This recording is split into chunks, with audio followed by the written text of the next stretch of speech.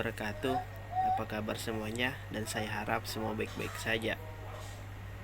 Kali ini saya akan membawakan materi yaitu ciri-ciri filsafat dan cabang-cabang dari filsafat itu sendiri. Nah, sebelum kita masuk ke dalam materi, alangkah baiknya kita mengetahui terlebih dahulu apa sih itu filsafat. Kata falsafah atau filsafat dalam bahasa Indonesia merupakan kata serapan dari bahasa Arab, yaitu falsafat, yang juga diambil dari bahasa Yunani, yaitu filosofia. Kata ini merupakan kata majemuk dan berasal dari kata philos dan sophia. Philos bisa berarti mencari, cinta, pecinta. Cinta artinya hasrat yang besar atau berkobar-kobar atau yang bersungguh-sungguh. Dan sophia berarti kebijaksanaan dan bisa juga diartikan sebagai kearifan. Kebijaksanaan artinya kebenaran sejati atau kebenaran yang sesungguhnya. Sehingga arti harfiah filosofia adalah seorang pecinta kebijaksanaan. Atau filsafat berarti hasrat atau keinginan yang sungguh akan kebenaran sejati. Dari kata tersebut, kita kemudian dapat mengerti filsafat secara umum.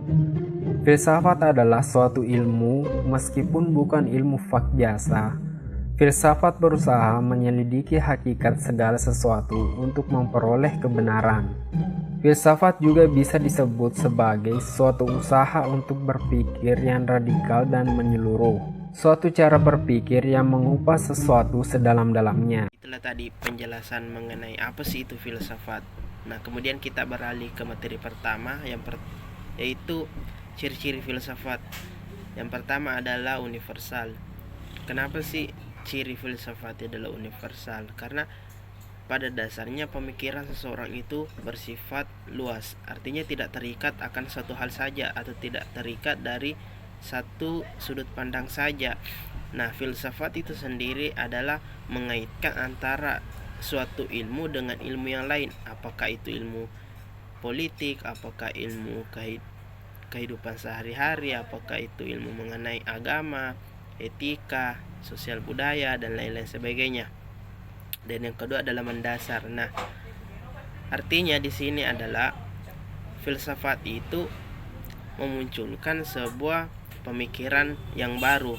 Nah, pemikiran yang baru itu kemudian diteliti atau dikembangkan lebih dalam lagi sehingga memunculkan hasil yang fundamental. Nah, hasil inilah yang kemudian dijadikan dasar untuk mencari kebenaran. Dan yang ketiga adalah spekulatif. Nah, spekulatif ini artinya adalah hasil dari pemikiran kita tadi itu dijadikan landasan dasar pemikiran selanjutnya, sehingga hasil dari pemikiran itu dijadikan sebagai bahan untuk menjelajahi ilmu keseluruhan. Artinya kita dijadikan bahan untuk memulai hal baru. Itulah beberapa ciri dari filsafat. Adapun jika ada bagi teman-teman yang mendapatkan materi yang berbeda atau bahan yang berbeda yang saya jelaskan tadi, itu bisa saja, karena pada dasarnya ciri-ciri filsafat itu ada banyak sekali, tergantung dari sumber mana kita mengambilnya. Mungkin itu saja ciri-ciri dari filsafat. Kemudian kita akan melanjutkannya dengan cabang-cabang filsafat, yaitu sebagai berikut. Cabang filsafat. Secara umum, para ahli membagi bidang studi filsafat menjadi beberapa cabang atau bagian. Adapun cabang-cabang filsafat yaitu 1. Epistemologi. Epistemologi adalah cabang filsafat yang membahas tentang pengetahuan, misalnya asal mula, validitas, metodologi, bentuk atau struktur yang secara bersama-sama membentuk pengetahuan manusia. Yang kedua, metafisika. Metafisika adalah salah satu cabang filsafat yang mempelajari dan memahami mengenai penyebab segala sesuatu sehingga hal tertentu menjadi ada. Yang ketiga, logika. Logika merupakan cabang filsafat yang mempelajari tentang kecakapan dalam berpikir secara teratur, lurus, dan tepat. Yang keempat, etika.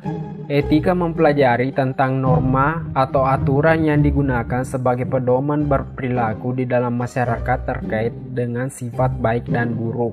5. Estetika. Estetika mempelajari dan membahas tentang keindahan. Bagaimana keindahan dapat terbentuk dan bagaimana keindahan tersebut dapat disadari dan dirasakan oleh manusia. 6. Filsafat ilmu. Filsafat ilmu mempelajari dan menjawab berbagai pertanyaan terkait hakikat ilmu dan penerapan berbagai metode filsafat dalam upaya mencari akar persoalan dan menemukan asas realitas yang dipersoalkan oleh bidang ilmu tersebut untuk mendapatkan kejelasan. Dalam bahasa Indonesia, seorang yang mendalami bidang falsafah disebut sebagai filsuf. Dan filsuf pertama di dunia adalah Thales. Thales menyatakan bahwa segala sesuatu berasal dari air.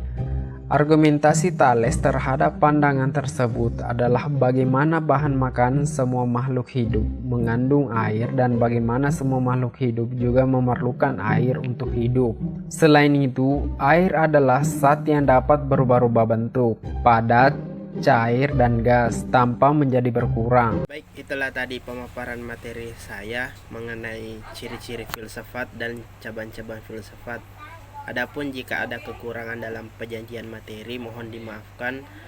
Wabillahi taufiq wal hidayat. Wassalamualaikum warahmatullahi wabarakatuh.